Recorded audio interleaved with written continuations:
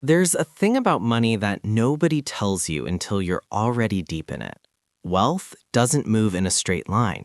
It moves in thresholds. Invisible doorways you walk through without realizing the room on the other side is a completely different shape. One day you're checking your bank app at 2 a.m. praying the rent clears. A few years later, you're checking it once a month out of habit. Same person, same app, completely different nervous system. Most people spend their whole lives on what I call the salary treadmill. Running hard, heart pounding, just fast enough to not fall off. Money comes in, money goes out, and the belt keeps moving. But there's a moment, and it's different for everyone, when money stops being a tool for survival and quietly becomes a tool for power.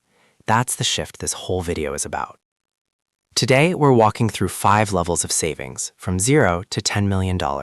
But we're not just talking about the numbers. We're talking about how you wake up, how you spend your Sunday, what your body does when your phone buzzes with a bill.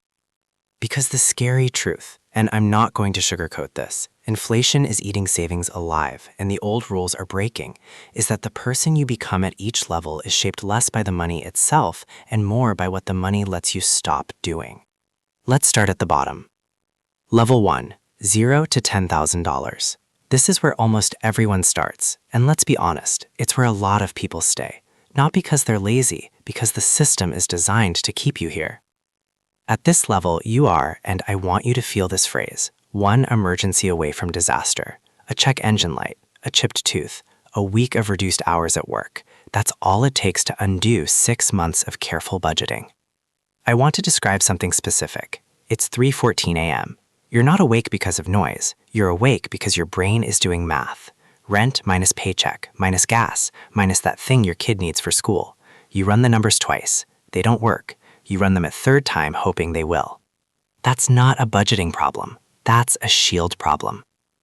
Here's the thing people get wrong about the first 10 grand. They think it's about investing. It's not. Don't touch the stock market yet. Don't buy crypto. Don't start a side hustle empire. Your only job at this level is to build what I call the survival shield, roughly 3 months of essential expenses, sitting in a boring high-yield savings account. Because hitting $10,000 isn't a financial milestone, it's a neurological one. It is the first time your cortisol drops. It is the first time a flat tire is an inconvenience instead of a catastrophe. It is, and I mean this literally, the first time in your adult life you can sleep through the night. Sunday check-in. At $0, Sunday is Sunday scaries. You feel the week coming before it arrives. At $10,000, Sunday is quiet. You might actually read a book. You might actually cook. You are no longer bracing for impact. Now, here's the warning. Most people hit this level, install, because the relief feels like the finish line. It isn't. Because what happens at $20,000 is something almost nobody prepares you for. It's not double the safety, it's a completely different psychological weapon, and it's the exact moment the word no becomes the most valuable word in your vocabulary. Level 2, $20,000. And I'm going to say something that sounds dramatic, but it's true. Everything changes after $20,000. Not because 20 grand is rich, it isn't. You still can't retire, you can't buy a house, you can barely buy a decent used car. But something else unlocks, and it's bigger than any of those things. At $20,000, for the first time in your life, you own what I call option money. Option money is the financial version of having a spine. It's the stock of cash that lets you say no. No to the boss who screams at you on a Tuesday. No to the promotion that comes with a 50-hour week in a divorce. No to the apartment with the mold the landlord won't fix. No to the relationship you stayed because rent. Under 20 grand, you're negotiating from fear. Employers can smell it. Landlords can smell it. Even family members can smell it. Over 20 grand, something shifts in your posture. You start asking different questions in interviews. You start interviewing them back. This is why I call it the tipping point. It's the first moment in the wealth journey where the rules flip. Before 20,000, money is about defense. Don't get wiped out. After 20,000, money quietly starts playing offense. What do I actually want? Sunday check-in. At 20 grand, Sunday starts to feel yours. You're still not rich, but you might take a class. You might hike somewhere that costs a tank of gas. You might turn down overtime because you can. Small things, but they add up to a different life. Look, I'm going to be straight with you. The economy is not built for people to hit this level easily. Wages are logging, rent is absurd, and the advice "just save more" ignores the math. This stage might take longer than it should. That's not a personal failing. That's the terrain. But once you hit it, something even weirder happens, because the distance from 20,000 to 100,000 feels impossibly far until it doesn't. There's a mathematical rule, it's called the 843 rule, that explains why the first 100 grand feels like climbing a mountain in wet sand, and why the second 100 grand arrives at less than half the speed. If you've ever wondered why rich people seem to get richer overnight, this is the formula. Stay with me. Level 3, $100,000 invested. And yeah, I said invested, not saved. At this level, your money needs to start working a second shift. Charlie Munger famously said the first 100,000 is a bitch, and he wasn't being crude, he was being precise. Here's the brutal math. If you invest consistently at a realistic average return, let's say around 12% in a diversified portfolio, the journey looks something like this.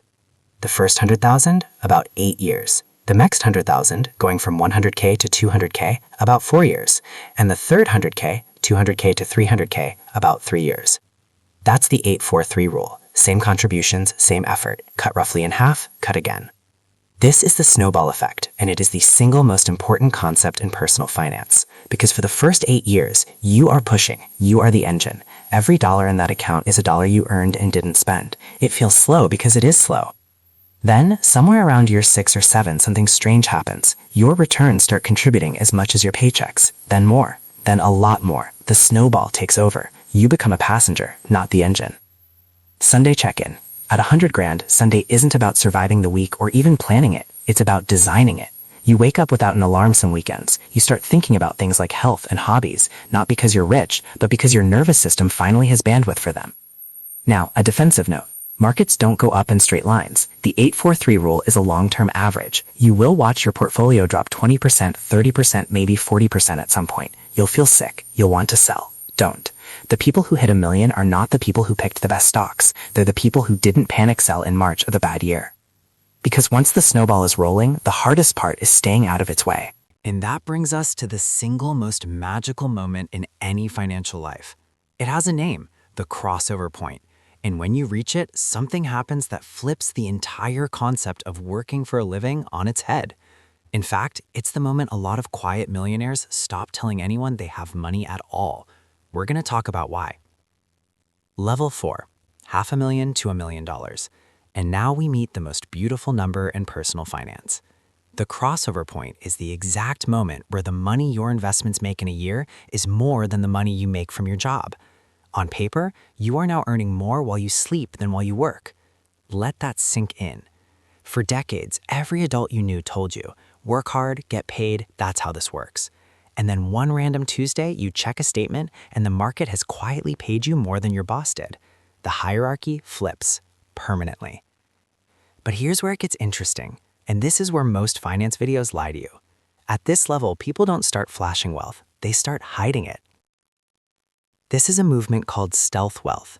The core idea, when you have real money, you stop wanting the logo. You actively avoid it because you've figured out something the middle income world hasn't.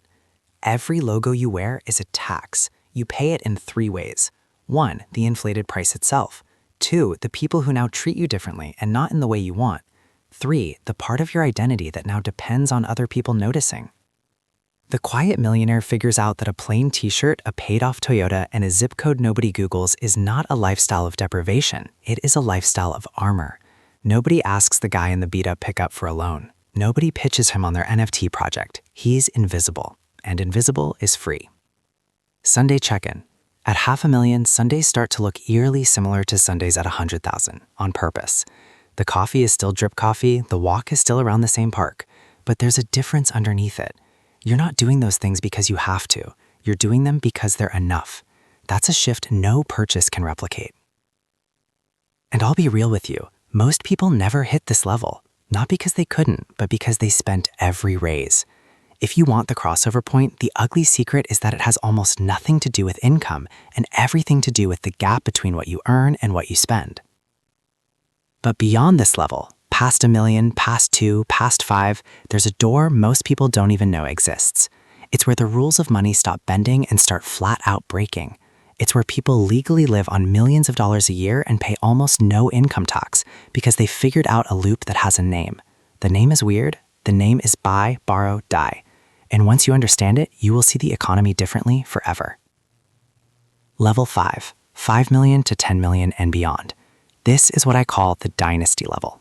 And the reason for that name isn't about yachts or private jets. Most people here don't have those. It's about something more valuable and much harder to see. True autonomy, the state where no single person, no single employer, no single client, no single market downturn can disrupt the shape of your life. Your time is for the first time fully yours.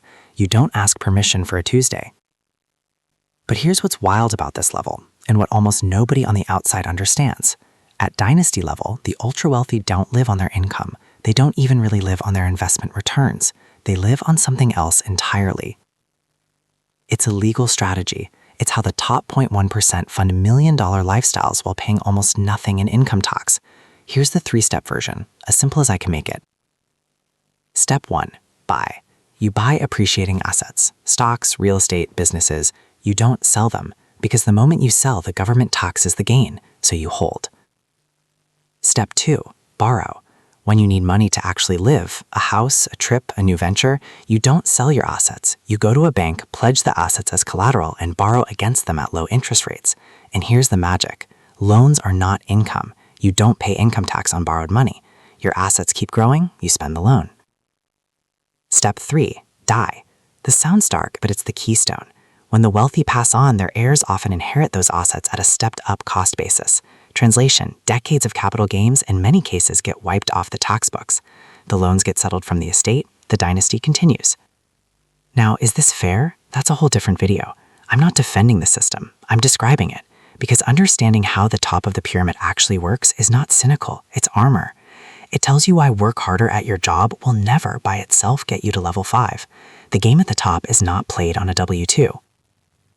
Sunday check-in. At dynasty level, Sunday looks deceptively boring. Slow breakfast, a walk, maybe a phone call with a kid or a grandkid.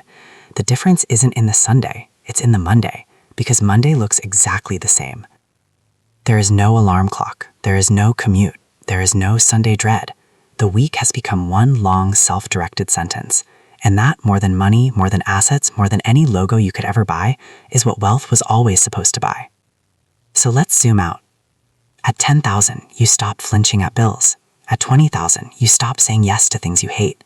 At 100,000, the snowball takes over. At 1 million, your investments start outworking you, and you start getting quieter about it. At 10 million, the clock on your life becomes finally yours. And here's the part most videos won't tell you, because it's not as exciting as the numbers. The person who arrives at level 5 is not a different human than the one who started at level 1. It's the same Milo, same face, same fears, same quiet 3 a.m. thoughts. What changes is what those thoughts are about. At 0, the thought is, will I make it? At 10 million, the thought is, what do I want to build with the time I have left? That's the whole journey. Money at its best is not about the things it buys. It's about the thoughts it quiets, so you can finally hear the ones that matter. First, you build the shield. Then you buy the options. Then you let the snowball run. Then you disappear. Then you choose. If this was useful, go save it, send it to someone standing at one of these thresholds right now, and tell me in the comments which level you're working on. I read them, and I'll see you at the next one.